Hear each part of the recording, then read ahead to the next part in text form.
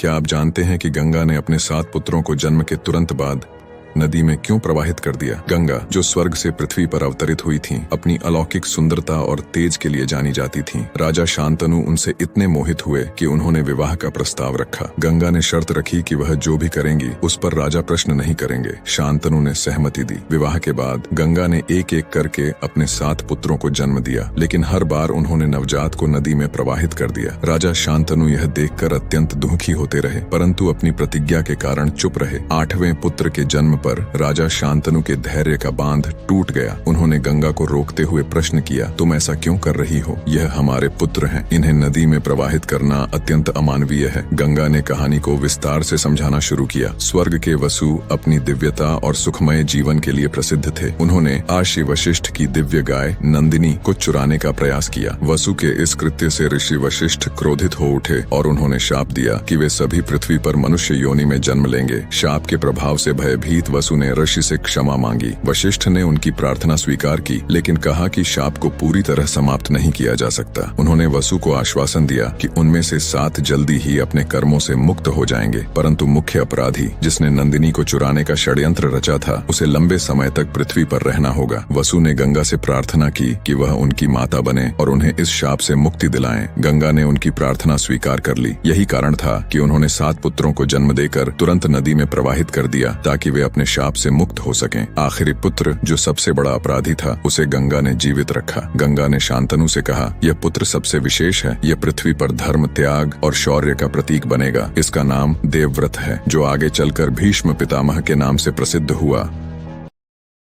Download ShareChat.